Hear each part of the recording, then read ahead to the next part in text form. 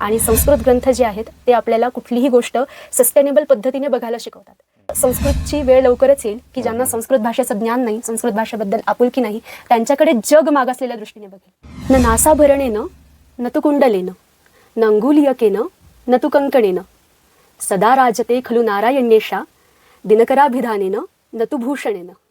ती आयुर्वेदाची व्यक्ती आहे एखादी किंवा बॉटनी झुओलॉजीची व्यक्ती आहे आणि मग ती संस्कृत शिकते आहे, तर तिला कळेल की त्या ग्रंथांमध्ये काय लिहिलेलं आहे. शुद्ध भाषेचं महत्त्व मुलांपर्यंत पोहोचवणं, त्यानंतर मग शाळांमधून ते महत्त्व अधोरेखित होणं की भाषा महत्त्वाची आहे, तू काहीही शिक, किती पण शिक, पण जेव्हा तुला ते बोलायचं आहे तेव्हा तुला भाषेचा आधार घ्यावा. संस्कृत भाषा जर बघायची असेल ना तर नाटक आहे. तुम्ही बिझनेस सुरू केला तर त्याला संस्कृत नाव देण्यामागे किंवा संस्कृत आधारित नाव देण्यामागे लोकांचा कल वाढलाय.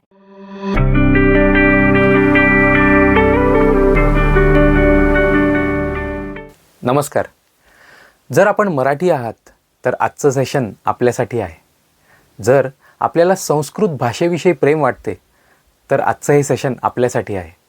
जर तुम्हाला नाटकाची आवड आहे तर आजचं हे सेशन आपल्यासाठी आहे.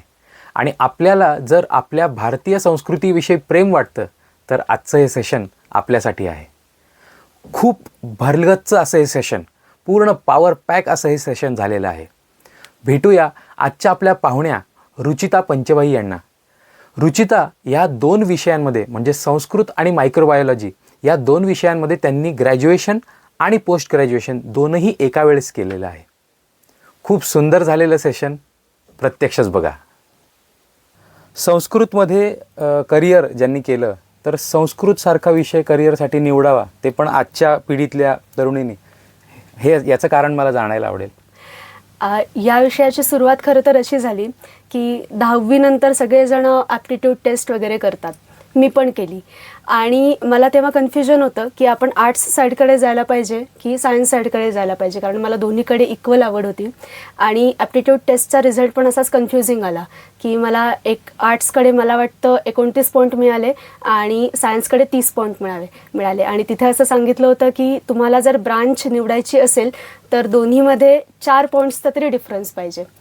मग तेव्हा असा विचार केला की एक काम करूया, आपण सायन्सला ॲडमिशन घेऊ आणि एक्सटर्नली आपल्याला एखादी भाषा शिकता येते का बघू. आणि तेव्हा अर्थातच संस्कृत निवडलं, कारण असं वाटत होतं की आपण संस्कृतमधले जे पण काही सायंटिफिक टेक्स्ट आहेत, विज्ञानविषयक ग्रंथ आहेत, त्यांचा पुढे जाऊन अभ्यास करायला पाहिजे. आणि म्हणून सायन्स रेग्युलर आणि संस्कृत एक्सटर्नल असा 11वी-12वीपासूनच प्रवास सुरू झाला. मग 11वी-12वी सायन्स, संस्कृत कोविद, BSc मायक्रोबायोलॉजी, BA संस्कृत आणि नंतर MSc मायक्रोबायोलॉजी, MA संस्कृत, असं मग ते मी शिक्षण पूर्ण केलं. आणि त्याचा अर्थातच मला आज खूप जास्त उपयोग होतो आहे. Okay, great. मायक्रोबायोलॉजी हा तसा तर किचकट विषय आहे आणि संस्कृतसुद्धा त्या मानाने सोपी भाषा नाही आहे. मग हे दोघांची सांगड कशी घातली? कारण दोघांमध्ये ग्रॅज्युएशन आणि दोघांमध्ये पोस्ट ग्रॅज्युएशन, मला वाटतं माझ्या दृष्टीने तरी हे अवघड आहे. तुम्हाला सोपं कसं झालं? ते सोपं यासाठी झालं कारण संस्कृत याच्याकडे मी फक्त भाषा म्हणून बघितलं नाही आणि मायक्रोबायोलॉजीकडे पण मी केवळ टेक्निकल सब्जेक्ट म्हणून बघितलं नाही. संस्कृत भाषा शिकत असताना खूप सारे ग्रंथ आपण शिकतो, शास्त्रीय ग्रंथ, जसं व्याकरण आहे, त्यानंतर दर्शनशास्त्रांमधले काही ग्रंथ येतात, काव्यशास्त्रविषयक ग्रंथ येतात. त्यांची स्वतःची एक पद्धत आहे गोष्टी मांडण्याची, गोष्टी लक्षात ठेवण्याची, गोष्टी पोहोचवण्याची. तर ती पद्धत आपण सायन्समध्ये कशी अप्लाय करू शकतो, त्यातले थिअरम्स किंवा प्रोसिजर्स किंवा काही गोष्टी, एक्झाम्पल्स, तर हे लक्षात ठेवताना आपण ते इकडे कसं वापरू शकतो असा विचार कायम माझ्या मनामध्ये सुरू असायचा. म्हणून इकडचं तिकडे आणि तिकडचं इकडे असं करत करत मला मग हळूहळू मजा येत गेली. त्यामुळे संस्कृतचा अभ्यास करताना सुद्धा त्यामध्ये मी सुरुवातीपासूनच अशा गोष्टी नोट करत गेले की हे आपल्याला सायन्समध्ये कुठे वापरायला आपल्याला येऊ शकतं. आणि उलटं की सायन्सचा अभ्यास करत असताना अरे याच्यामधल्या टर्म्स आपण कशा डिझाईन करू शकतो छान. कुठलीही गोष्ट, आता या गोष्टीला असं असं म्हणतात, आता समजा जर्म थिअरी ऑफ डिसीज असं जर का आमच्याकडे कुठली थिअरी असेल तर या थिअरीला असंच नाव का आहे? कारण संस्कृतमध्ये असंच असतं की जेव्हा कुठली तरी एखादी संज्ञा दिली जाते तर त्या संज्ञेमागचा पहिल्यांदा अर्थ समजून घ्यावा लागतो आणि मग पुढे त्याचं विश्लेषण येतं. तर अशा प्रकारे दोन्ही पद्धतींचा म्हणजे शालेय जीवनापासून म्हणा किंवा कॉलेजमध्ये पण असा सांगड घालण्याचा प्रयत्न करत असल्यामुळे मला कधी ते दोन गोष्टी वेगळ्या वाटल्याच नाहीत. आणि आजही मला ते असं वेगळं वाटत नाही की संस्कृत वेगळं आणि मायक्रोबायोलॉजी किंवा सायन्स वेगळं. दोन्ही गोष्टींचा एकमेकांमध्ये आपल्याला खूप छान उपयोग करून घेता येतोच. ओके. मग या दोघांची सांगड घालताना काही गमतीशीर काही किस्सा आठवतो की असं केलं आणि मला ते त्यावेळेस बरोबर आठवलं, स्टेजवर म्हणा किंवा परीक्षेत म्हणा? परीक्षेच्या बाबतीत एक सांगेन, असं व्हायचं की माझं संस्कृत एक्सटर्नल होतं, म्हणजे आणि त्यामुळे काय व्हायचं की माझे जेव्हा मायक्रोबायोलॉजीचे पेपर्स असायचे BSCचे, तेव्हाच बरोबर त्याच काळामध्ये इकडचे पेपर लागायचे संस्कृतचे, आणि मग ती धावपळ असायची की पटकन इकडचा पेपर द्या, जेमतेम अर्धा तास मिळेल किंवा तो पण मिळणार नाही, आणि मग पळत पळत जाऊन तिकडचा पेपर द्या, आणि अभ्यास पण मग दोघांचा एकत्र असायचा. आणि मग असं व्हायचं की संस्कृतचा पेपर लिहायला बसलो की ते सगळं वर्णन करताना वगैरे सगळे इंग्लिश शब्द आठवायचे, कारण इकडचा पेपर सगळा इंग्लिशमध्ये असायचा. आणि इकडे मायक्रोबायोलॉजीचा पेपर देताना असं झालं होतं की संस्कृतमध्ये सामासिक शब्दरचना वगैरे हा सगळा प्रकार असल्याने आपण हे इतक्या मोठ्या 2 लाईन्स का लिहायच्या आहे, एक शब्द लिहू जो परफेक्ट असेल त्याने आपलं काम होऊन जाईल असं वाटायचं, पण ते तिथं सूट नाही व्हायचं. त्यामुळे माझे मार्क पण गेलेले आहेत खूप वेळेला, पण त्याच्यामध्ये जेल होईपर्यंत मला खूप वेळ लागला. पण मग सेकंड इयर थर्ड इयरच्या सुरुवातीपर्यंत समजलं की इकडे काय लिहायला पाहिजे, इकडे काय लिहायला पाहिजे, इकडे कुठले शब्द वापरायला पाहिजेत आणि तिकडे कुठले शब्द वापरायला पाहिजेत, असं ते बरोबर जमत गेलं. प्रॉब्लेम व्हायचा साहित्याच्या पेपर्सना, जिथे नाटक आहे अभ्यासाला, काव्य आहे वगैरे, तर ती वर्णनं अशी वाटायची की ठीक आहे तुम्ही एका ओळीत सांगू शकताय, एवढा पॅरेग्राफ सांगण्याची गरज नाही आहे, पण मग नंतर समजत गेलं की ती त्या विषयाची दृष्टी आहे, त्या विषयाची गरज आहे, सौंदर्य आहे, तर ते समजून घेऊन विसरून की आत्ता आपण या क्षेत्रात नाही होत, आत्ता आपण नाटकाचा पेपर देतो आहोत, आणि मग तसं उत्तर डिझाईन करणं, ही कसरत माझी सुरुवातीला खूप दिवस झाली. आत्ता तुम्ही सांगितलं तर त्याच्यावरून मला MS धोनीचाच तो सीन आठवला की जिथे तो पेपर देतो अर्धा तास आधी संपवतो आणि पळत पळत जाऊन क्रिकेट टुर्नामेंटच्या सिलेक्शनला जातो. नाही, हे मी खरंच केलं होतं. माझा पाणिनी व्याकरणाचा पेपर होता आणि त्याच दिवशी मायक्रोबायोलॉजीमध्ये जो मला सगळ्यात अवघड पेपर वाटायचा, इवन सगळ्यांना पण, फर्मेंटेशन टेक्नॉलॉजीचा पेपर होता. तर व्याकरणाचा पेपर 3 तासांचा पेपर मी जवळजवळ 1.5-2 तासांमध्ये संपवला होता, आणि तसंच कॉलेजला पळून एका रूममध्ये शांतपणे बसून अर्धा तास अभ्यास करून मग तो पेपर दिला होता. म्हणजे मी संस्कृतचा पेपर कधीच पूर्ण वेळ लिहिली नाही, म्हणजे कायम मला 15 मिनिट 20 मिनिट जेवढ्या लवकर संपेल तेवढ्या मला पाहिजेच असायचं की पुढे जाऊन मग आपण सायन्सचे पेपर लिहू शकतो. पुष्कळ किस्से होते. मग एक दिवस पेपर लेट झाला, मग तिथे पुन्हा गडबड झाली. हे माझं 3 वर्ष हेच चालू होतं. आणि मग जेव्हा 3 वर्षांनी एका दिवशी कॉन्व्होकेशनचं झालं आणि डिग्री आली BSCची, सगळ्यांनी माझ्या मित्रांनी फोटो पोस्ट केले त्याचे की ग्रॅज्युएटेड असं. मी फोटो पोस्ट नाही केला, कारण 2 दिवसांनी माझी संस्कृतची डिग्री येणार होती, आणि मग मी 2 दिवसांनी दोन्ही जेव्हा एकत्र असे टाकले तेव्हा मग मला असं छान वाटलं की चला काहीतरी केलं आपण 3 वर्षामध्ये. वा, क्या बात आहे. म्हणजे तो जो सेन्स ऑफ अचीवमेंट होता की आपण एकाच स्पॅनमध्ये 2 डिग्री या मिळवलेल्या आहेत, तर तो आनंद वेगळा असेल तेव्हा. तो आनंद वेगळा होता. ओके. मग आता संस्कृत जेव्हा विषय निवडला किंवा ग्रॅज्युएशन त्यात केलं, मग आता पोस्ट ग्रॅज्युएशन सुद्धा केलं, मग मित्रांमध्ये किंवा नातेवाईकांमध्ये असं क्रिटिसिझम किंवा एक कुठेतरी निगेटिव्ह कमेंट्स नाही आल्या की अरे संस्कृत काय करते, मायक्रोबायोलॉजीमध्ये करिअर आहे किंवा आता इथून पुढे सगळं तेच शास्त्र आहे, मग संस्कृत विषयी निगेटिव्ह काही कमेंट्स आल्या? नक्कीच आल्या. म्हणजे 2 टोकं मला नेहमी बघायला मिळाली. एका बाजूला खूप कौतुक व्हायचं की अरे 2 डिग्री एका वेळेला, आमच्याकडनं तर झालं नसतं वगैरे, आणि हे तू कसं मॅनेज करतेस, असं एक होतं. आणि दुसऱ्या बाजूला जसं तुम्ही म्हणालात की म्हणजे फोकस्ड नाही आहे ही मुलगी, असं व्हायचं की हिला असं वाटतं की जर का या क्षेत्रात काही नाही झालं तर बॅकअपला दुसरं काहीतरी क्षेत्र असावं. तर अशा दोन्ही बाजूच्या कमेंट्स यायच्या. पण यामध्ये माझ्या घरच्यांचा मला जबरदस्त सपोर्ट होता की पुष्कळच्या वेळेस तर तेच माझ्या वतीने उत्तरं देऊन टाकायचे, माझ्यापर्यंत काही गोष्टी यायच्याच नाहीत. आणि जरी आल्या तरी त्यांनी मला असं कधीच दाखवलं नाही की तुझा हा बॅकअप नाही आहे, ही दोन्ही क्षेत्र तुझीच आहे आणि एकाला ऑप्शन दुसरा नाही आहे, दोन्ही करायचं आहे. आणि मग हे सगळं मॅनेज करत असताना मग नातेवाईक जेव्हा घरी यायचे तेव्हा मग अरे हिचा तर कायम अभ्यासच सुरू असतो, ही कधीच फ्री नसते, ही आमच्यासोबत कधी जेवायला नसते किंवा आमच्यासोबत कुठे बाहेर येत नाही वगैरे, हे सगळं सुरू असायचं. इव्हन हे आत्ता पण चालतं, पण घरचे त्याच्यामध्ये असल्यामुळे याचा मला असा त्रास कधी नाही झाला. वा, क्या बात आहे. मग या आत्ता संस्कृत तुम्ही शिकवतायत, मग आता काय अनुभव आहे किंवा आता तुम्हाला काय वाटतं की ही भाषा पुढे गेली पाहिजे तर कशी गेली पाहिजे, की तुमचं त्यात काय कॉन्ट्रीब्युशन आहे? कॉन्ट्रीब्युशन असं नाही आहे, कारण या भाषेचा प्रवास खूप मोठा आहे. खूप टप्पे या भाषेने बघितलेले आहेत.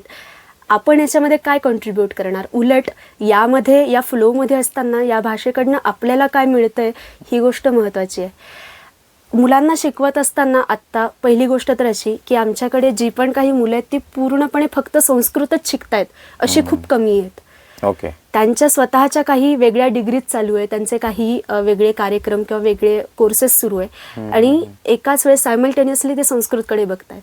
याचं कारण असं, जर का एखादा माणूस केवळ संस्कृत भाषा शिकला तर तो केवळ त्या भाषेचा एक्सपर्ट म्हणून ओळखला जाईल. पण जर का एखादी व्यक्ती कॉमर्सची आहे आणि मग ती संस्कृत शिकते आहे आणि मग तिने कौटिल्य अर्थशास्त्रासारख्या ग्रंथाचा अभ्यास केला तर तिला भाषा पण समजेल आणि त्याच्यामध्ये सांगितलेली जी तत्व आहेत, प्रिन्सिपल्स आहेत, ते पण त्या व्यक्तीला कळेल. नुसत्या भाषेच्या माणसाला ते कळणं अवघड आहे. हीच गोष्ट आता मेडिकलच्या बाबतीत आहे की आयुर्वेदाची व्यक्ती आहे एखादी किंवा बॉटनी झुओलॉजीची व्यक्ती आहे आणि मग ती संस्कृत शिकते आहे, तर तिला कळेल की त्या ग्रंथांमध्ये काय लिहिलेलं आहे. वृक्षायुर्वेदमध्ये असा श्लोक का दिलेला आहे, का बरं एखाद्या झाडाला हा आजार झाला की त्याला या पद्धतीचं शिंपण केलं जावं असं का सांगितलंय.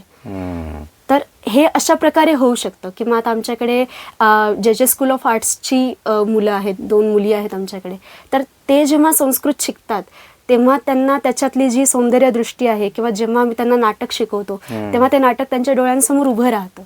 ते त्याच्यातले एस्थेटिक्स आम्हाला सांगू शकतात कारण ती नजर त्यांच्याकडे आहे.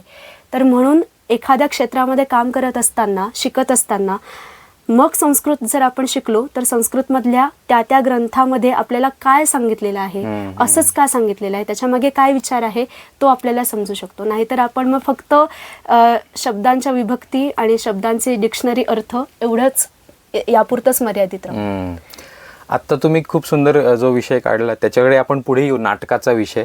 पण त्याच्या आधी मला असं विचारायचं की जसं ग्रंथाचं तुम्ही बोललात की ग्रंथ आता मुळातच आजकाल आपण बघतो की जास्त इंग्रजीचा प्रभाव आहे, त्या पाठोपाठ मग हिंदी आहे आणि मग उरली तर मराठी. कारण आपल्या मराठी घरांमध्ये सुद्धा अजून तेवढ्या प्रभावाने मराठी ही बोलली जात नाही, मध्ये मध्ये इंग्लिश हे शब्द येतातच. तर हे असं असताना, अशी परिस्थिती असताना उघडून मोठे मोठे संस्कृत ग्रंथ वाचणे, त्याचा अभ्यास करणे आणि मुलांना त्या ग्रंथांकडे किंवा संस्कृतकडे वळवणे, याच्याबद्दल तुम्हाला काय म्हणायचं किंवा काय तुम्हाला त्याच्यात अडथळे वाटत आहेत किंवा सोपं वाटतंय, काय वाटतंय? तुम्ही या प्रश्नाची जशी सुरुवात केली तसंच आपण याच्या उत्तराकडे थोडंसं येऊया. तुम्ही इंग्रजीपासून म्हटलात की इंग्रजीचं प्रमाण जास्त आहे. मुळात इंग्रजीचं प्रमाण का जास्त आहे? कारण तिची गरज आहे. ती गरज दाखवली गेली शाळांमध्ये, घरांमध्ये, कुटुंबांमध्ये आणि मग पालकांना असं वाटायला लागलं की नाही, इंग्रजी जर का शिकला नाही माझा मुलगा तर तो या रेसमध्ये मागे पडेल, त्याला खूप गोष्टी कळणार नाहीत. या सगळ्या गोष्टी गरजेपोटी जन्माला येतात. हिंदी पण का बरं आवश्यक आहे? कारण आपण भारतामध्ये कुठेही फिरलो तर ही एकच भाषा आहे जी आपल्याला सगळीकडे पोचायला मदत करते. लोकांशी आपण त्या भाषेमध्ये संवाद साधू शकतो, म्हणून हिंदी महत्त्वाची आहे.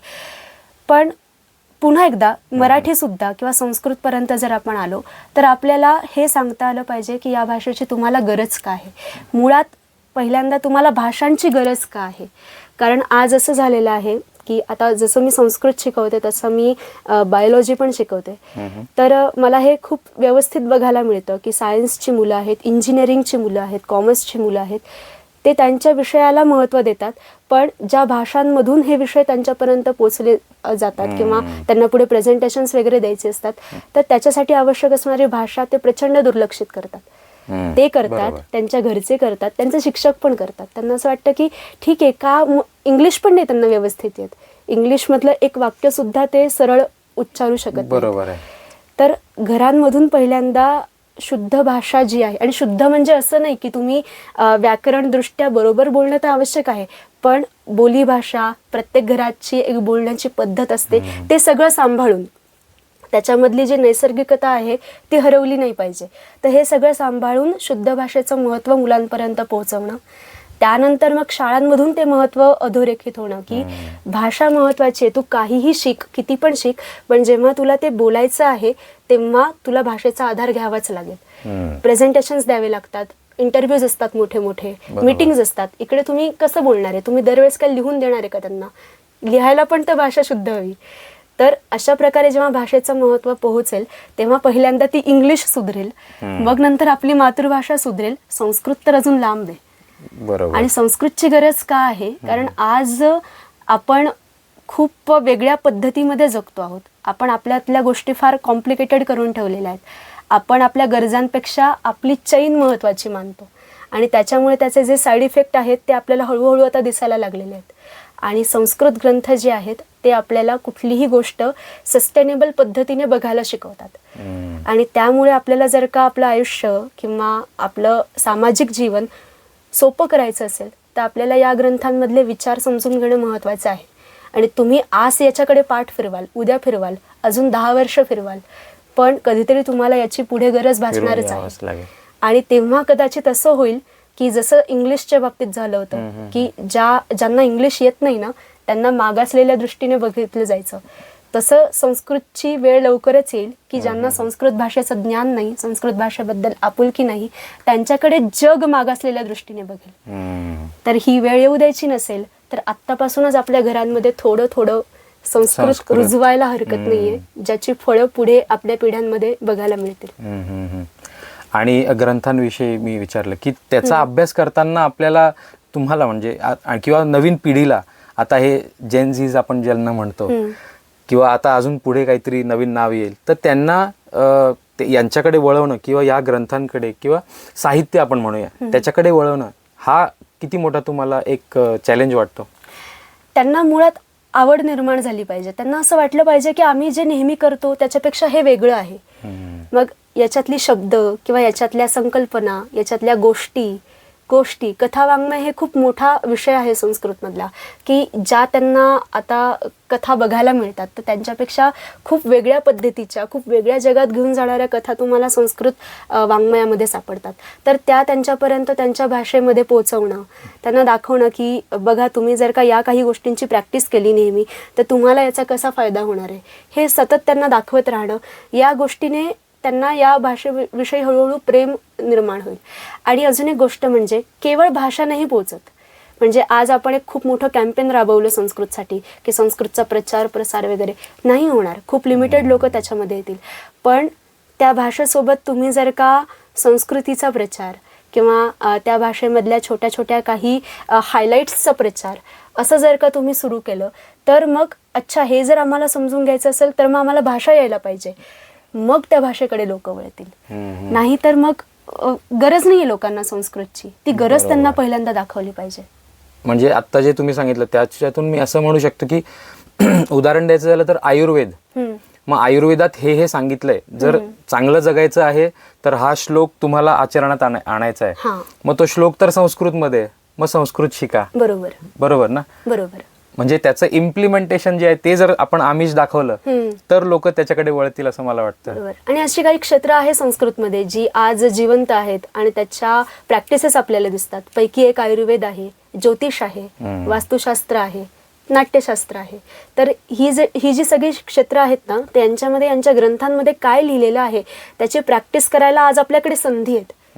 पण हेच तुम्ही जर का काही आता वेगळी काही शास्त्र निवडली, आता समजा तुम्ही धनुर्वेद वगैरे निवडला, तर त्याचं आपल्याला इमिजिएट ॲप्लिकेशन नाही मिळू शकत. आपल्याला त्याच्यासाठी एक वेगळी सिस्टम रन करावी लागेल, तेव्हा आपल्याला ते मिळेल. पण ही आत्ता जी आपण क्षेत्र बघितली तर तुम्ही जे वाचताय ग्रंथांमध्ये ते तुम्हाला काही प्रमाणात दिसू शकतं.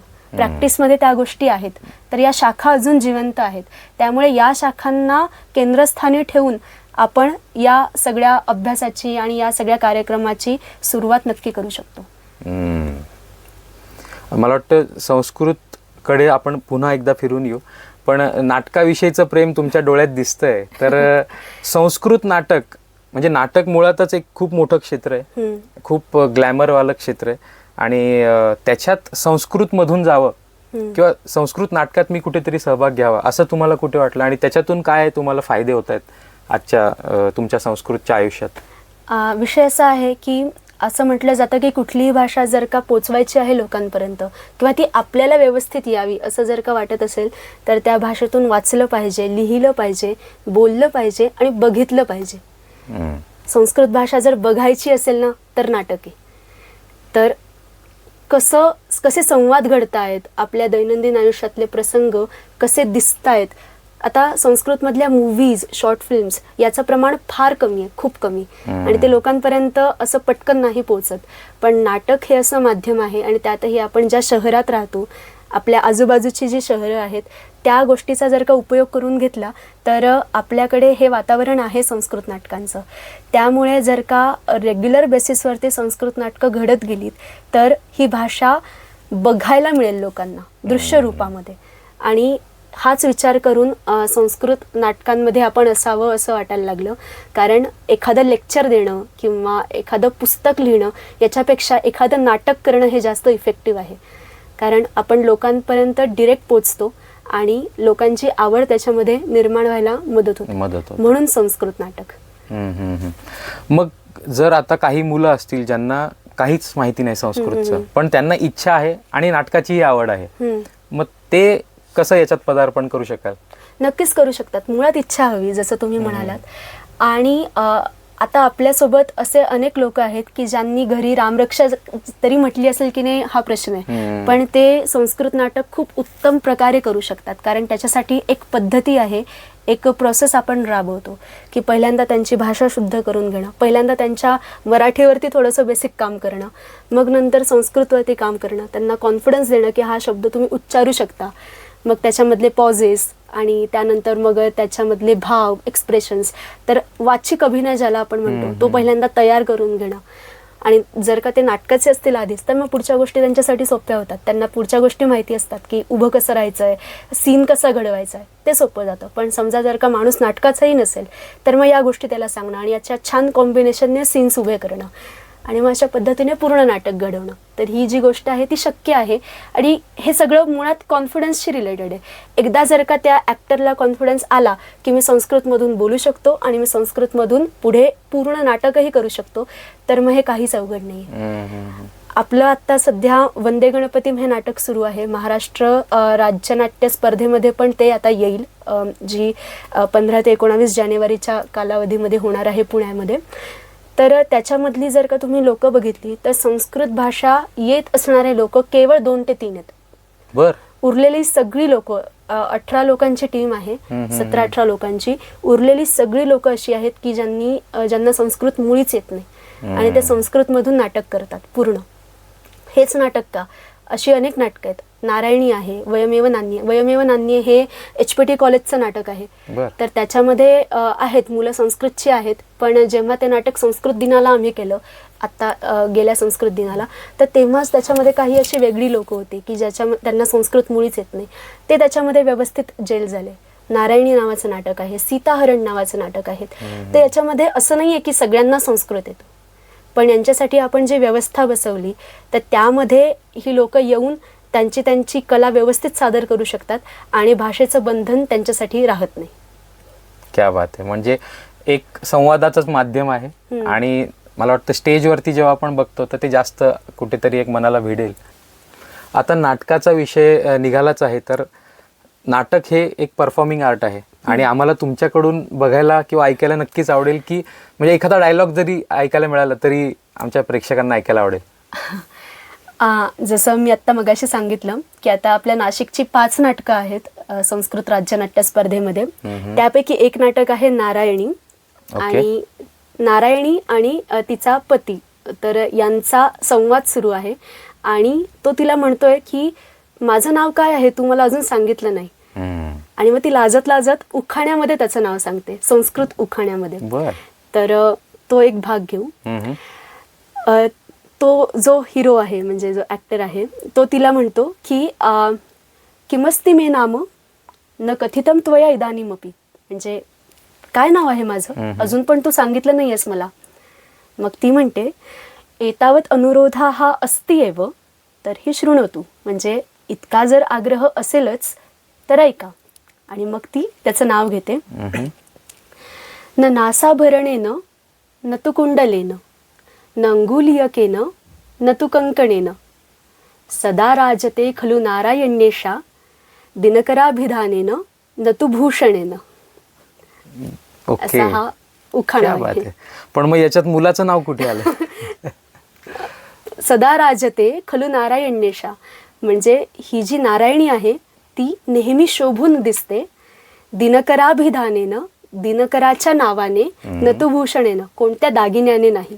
आणि आधीच्या 2 ओळींमध्ये सगळी दागिन्यांची नावं होती की न नासाभरणेनं म्हणजे नथ घालून नाही, न तु कुंडलेनं म्हणजे कानातले घालून नाही, न अंगुलीयकेनं अंगुलीयक म्हणजे अंगठी की अंगठीने नाही, न तु कंकणेनं किंवा बांगड्यांनी पण नाही.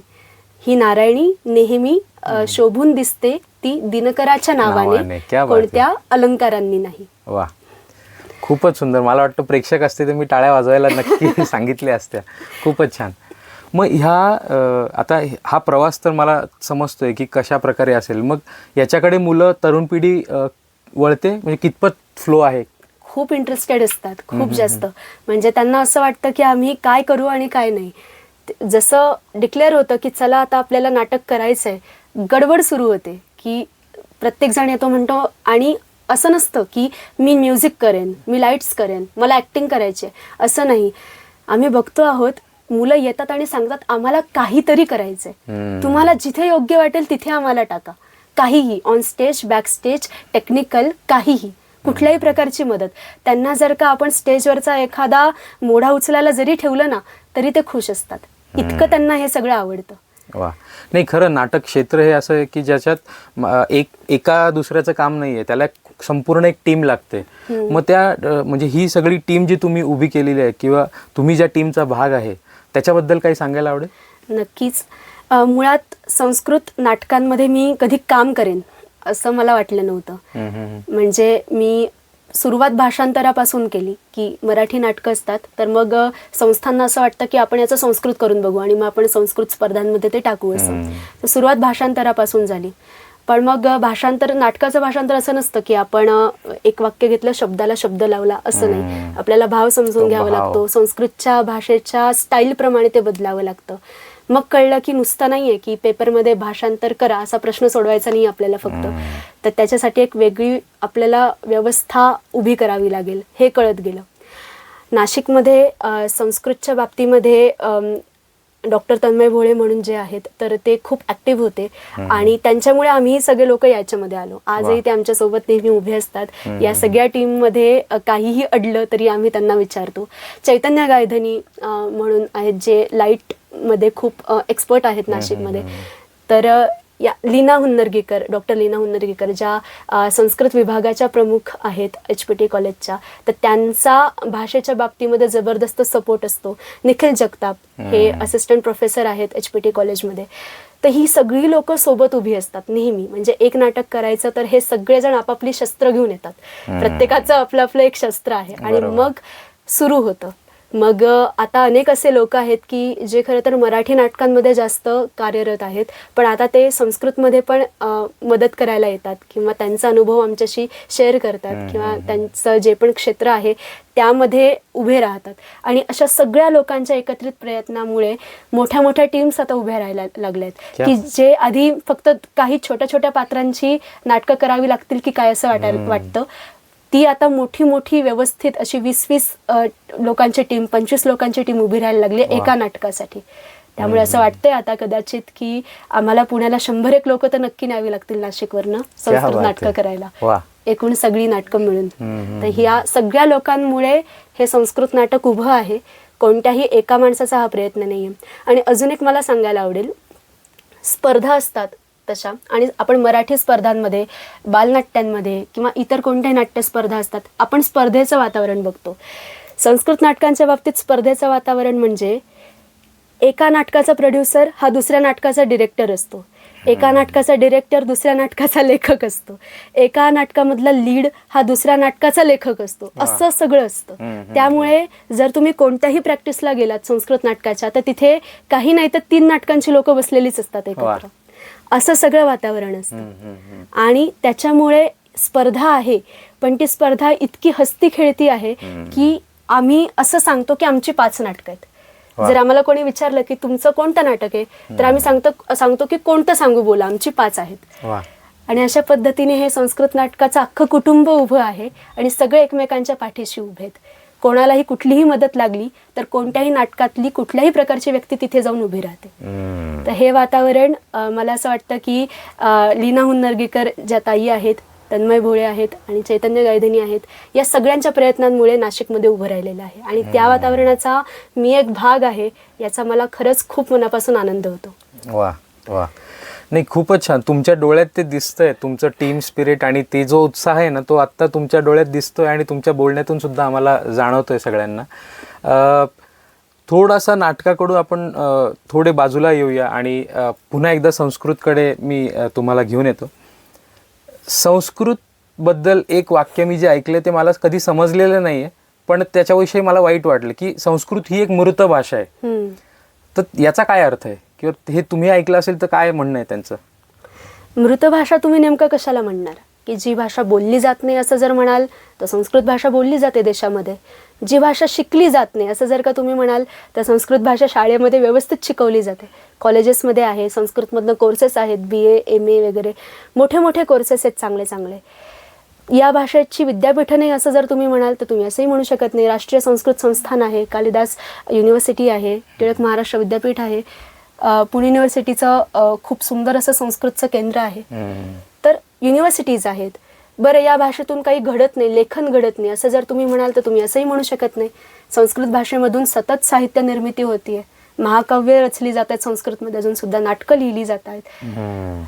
तुम्ही कोणत्या आधारे म्हणाल की संस्कृत भाषा मृत आहे? याच्यापैकी म्हणजे आधार काय हे म्हणण्याचे, त्याच्यापैकी एकही आधार जर का संस्कृत भाषेच्या बाबतीत खरा ठरत असेल तर म्हणू आपण संस्कृत भाषा मृत आहे असं कुठल्या आधारे म्हणताय?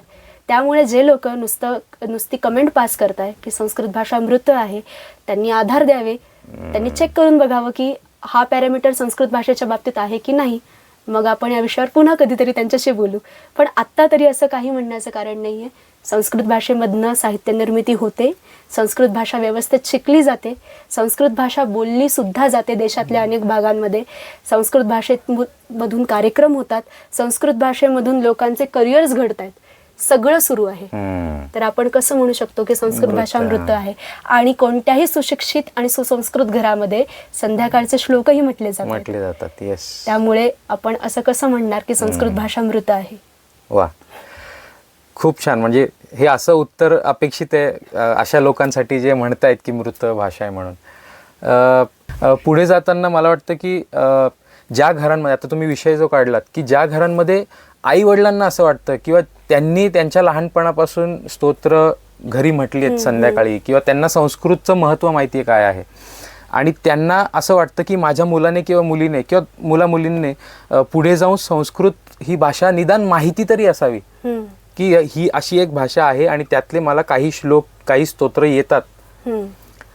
इतकं जरी बेसिक एक कळकळ असते आईवडिलांची. कारण मी सुद्धा एक बाप आहे, मला सुद्धा असं वाटतं की माझ्या मुलाला संस्कृतचे निदान 10 श्लोक तरी यावे. मग अशा पालकांसाठी किंवा अशा ज्यांना कळकळ वाटते त्यांच्यासाठी तुम्ही काय सल्ला द्याल की कसं आपण याला पुढे नेऊ शकतो? साधी गोष्ट आहे, खूप मोठी गोष्ट करण्याची गरज नाही आहे. लहान मुलांना काय अपेक्षित असतं की त्यांच्या आईबाबांचा त्यांच्यासाठी वेळ राखीव असावा.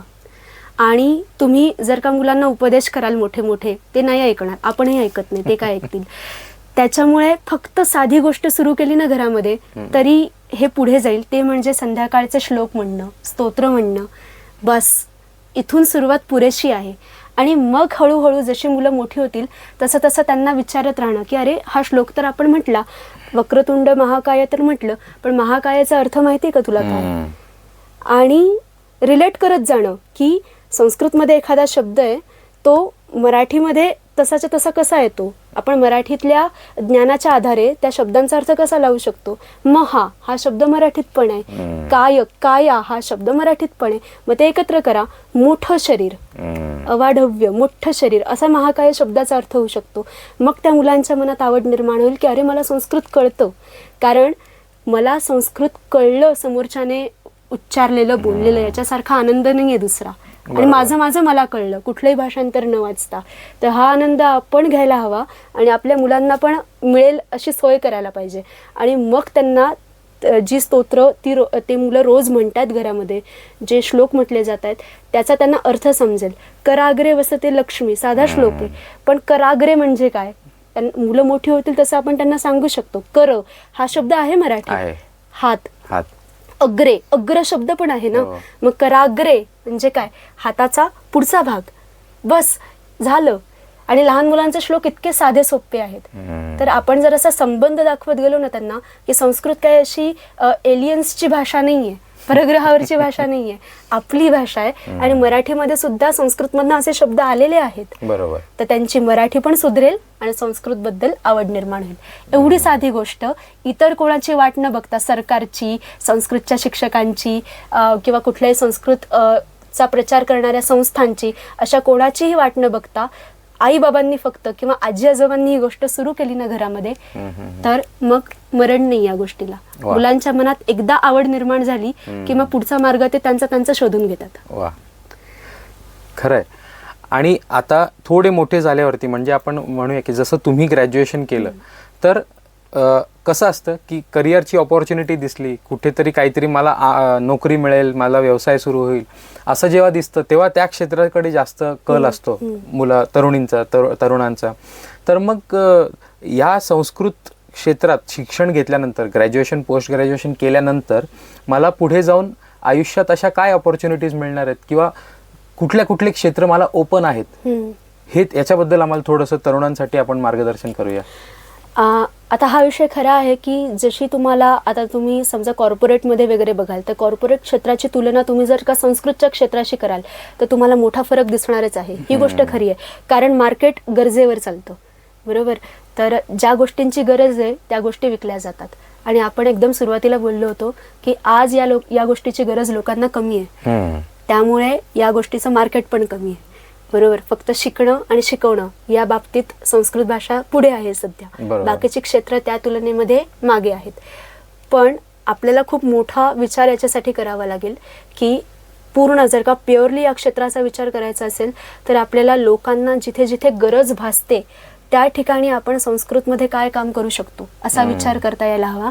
आणि दुसरं म्हणजे मी असं कधीच सांगणार नाही की केवळ संस्कृत भाषा तुमचं करिअरचं माध्यम म्हणून निवडा. तुम्ही संस्कृत भाषा जरूर शिका, त्याच्यामध्ये खूप अभ्यास करा, म्हणजे एक्सपर्ट व्हा कोणत्या तरी फील्डमध्ये संस्कृतच्या, पण त्यासोबतीने तुमचं एक वेगळं क्षेत्र असू द्या की ज्याची मदत संस्कृत भाषेचं क्षेत्र मोठं करायला तुम्हाला होईल आणि तुम्हाला उपजीविकेचा कोणता प्रश्न सतावणार नाही. आणि पूर्णपणे संस्कृतमध्ये काम करण्यापेक्षा तुमचं जे पण काही सुरू आहे, तुमचं शिक्षण जिथे पण सुरू आहे, तुमचा जॉब किंवा तुमचा बिझनेस जिथेही सुरू आहे ना, तिथे तुम्ही संस्कृतमधल्या गोष्टींचा विचार कसा रुजवू शकता, त्या आधारित तुम्ही काय बनवू शकता, बरोबर, असं तुम्ही तिथे विचार करायला हवा. म्हणजे सगळे प्रश्न एकदम उभे राहत नाही. तुम्ही जर का असं म्हणाल की मी फक्त संस्कृतचा अभ्यास करेन आणि त्याच्यातच करिअर करेन आणि मला 8-9 लाखाचं पॅकेज पाहिजे, या गोष्टी जमत नाहीत, बरोबर. कारण पुन्हा एकदा सगळ्या गोष्टी या गरजेवर चालतात. मग तुम्ही लोकांच्या मनात गरज निर्माण करा आणि मग तुमचं जे प्रोडक्ट आहे ते बरोबर विकलं जाईल. क्या बात. मला वाटतं हे अगदी मार्केटिंग आणि मॅनेजमेंटचं उत्तर आहे, पण अगदी योग्य आहे. म्हणजे अशाच दृष्टीने आपण विचार याचा करू शकतो. पुढे जाताना मला असं वाटतं की कुठेतरी हा अवेअरनेस जो आहे संस्कृत भाषेचा, किंवा संस्कृत ही मुळात भाषा जी आहे तिच्याविषयीचा एक आपुलकी आजच्या तरुणात दिसते आहे. म्हणजे सुरुवात झालेली, मधल्या काळात ती नाहीशी झाली होती किंवा कमी झाली होती किंवा दाबली गेली होती. तर त्याचं पहिले तर त्याचे कारण आम्हाला जाणून घ्यायला आवडेल की असं का झालं किंवा कुठे झालं असावं असं. आणि त्यानंतर आजच्या जी तरुण आहेत, आजचा जो तरुण आहे तो संस्कृतकडे एका रिस्पेक्टफुली बघतो, आपण आदराने बघतो.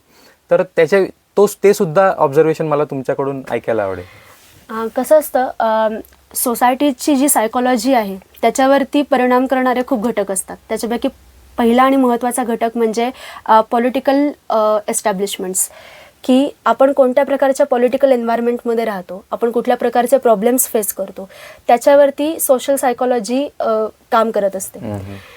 आता मागची पिढी, म्हणजे माझ्या मागची पिढी ज्या पॉलिटिकल बॅकग्राऊंडमध्ये होती, तेव्हाच्या ज्या धारणा होत्या आणि तेव्हाच्या ज्या गोष्टी समाजाच्या समोर आणल्या जात होत्या, त्या बॅकग्राऊंडमध्ये संस्कृत संस्कृती, देशाभिमान किंवा तत्व, मूल्य यांच्याकडे दुर्लक्ष होणं अगदी साहजिक होतं. कारण तेव्हा स्वतः उभं राहणं, पैसा कमवणं किंवा पुढे जाणं, दुसऱ्याच्या पुढे जाणं, देश सोडणं वगैरे हे असे विचार लोकांच्या मनामध्ये वरती होते. आणि त्या बॅकग्राऊंडवरती शिक्षण, इंडिव्हिज्युअल तत्व, आपल्या मुलांना आपण काय शिकवणार ते विचार, कुटुंब रचना आणि मग नंतर समाज रचना या सगळ्या गोष्टी तयार होत गेल्या. आता आपण ज्या पॉलिटिकल बॅकग्राऊंडमध्ये आहोत आणि आता आपल्यासमोर ज्या गोष्टी येत आहेत की आपल्याला हे कळतंय की नाही, माझा देश खूप गोष्टींच्या बाबतीत पुढे आहे. कुठल्याच बाबतीमध्ये आपण मागे पडत नाही आहोत. बाकीचे देश आपल्याला मानतात, बाकीचे देश आपल्याकडे एका गौरवाच्या भावनेने बघतात. हे जेव्हा आजच्या तरुणाला कळतं आहे तेव्हा या देशाची जडणघडण ज्या तत्वांवर झालेली आहे ती तत्व कोणती आहेत हे समजून घ्यायला तरुण लोक उत्सुक आहेत. आणि मग त्याच्यापैकी एक येतं संस्कृती, संस्कृत भाषा, आपले ग्रंथ, आपला इतिहास. आणि म्हणून या गोष्टींचं महत्त्व जे आहे ते सध्या वाढलंय आणि मग त्याचा ट्रेंड तयार झालेला आहे. मग साध्या गोष्टी, तुम्ही बिझनेस सुरू केला तर त्याला संस्कृत नाव देण्यामागे किंवा संस्कृत आधारित नाव देण्यामागे लोकांचा कल वाढलाय. हेच जर का काही वर्षांपूर्वी एखादा कोणी बिझनेस सुरू करत असेल तर त्याला असं काहीतरी इंग्लिश वगैरे नाव यायचं किंवा ज्या परदेशी भाषा आहे फ्रेंच वगैरे, तर त्या भाषेवरनं इन्स्पायर झालेलं नाव तिथे दिलं जायचं. पण आता तेच साधं, म्हणजे मी एक उदाहरण द्यायला मला आवडेल. दारूचं दुकान उघडलं होतं आणि त्याला संस्कृत नाव हवं होतं. म्हणजे इथपर्यंत पोहोचलंय आता की त्याच्यासाठी, म्हणजे वाईन शॉपसाठी आम्ही काय नाव सजेस्ट करूया, म्हणजे तुम्ही काय करू शकता असं पण विचारलं गेलं होतं. मुलांना म्हणजे नवीन बाळाचा जेव्हा जन्म होतो तेव्हा सुद्धा मुलांना आपण काय नाव देऊ शकतो, तर ते संस्कृत आधारित पाहिजे वगैरे, असा आता आग्रह वाढायला लागलेला आहे. तर हे बदल घडतात आणि त्याच्या मागे ही सगळी कारणं आहेत की आता आपल्या समोर काय पिक्चर उभं आहे आपल्या देशाचं. आणि मग तेव्हा आता हे सांगण्यामध्ये कमीपणा नाही वाटत आहे की आम्ही संस्कृत प्रेमी आहोत, आम्ही संस्कृतीचे प्रेमी आहोत, आम्हाला हे सगळं रुजवायचं आहे.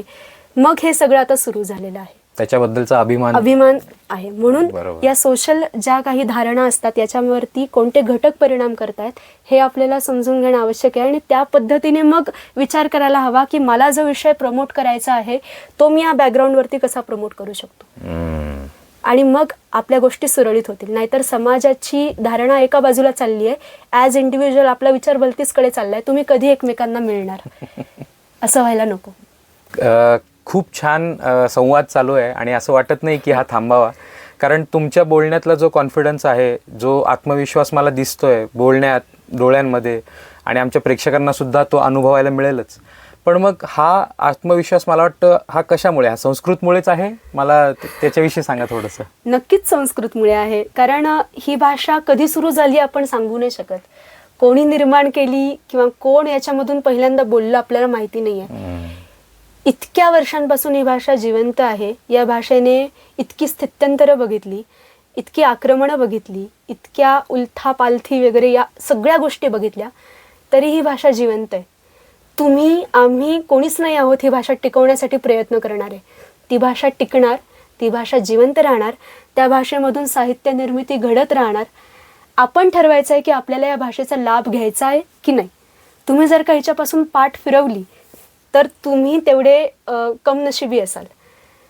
आम्हाला हे कळलं, आमच्या घरामधून हे संस्कार दिले गेले, आम्हाला मित्रमंडळी अशी मिळाली आणि त्यामुळे आम्हाला हे कळलं की नाही, याच्यामध्ये आपण राहिलं पाहिजे, टिकलं पाहिजे, काम केलं पाहिजे.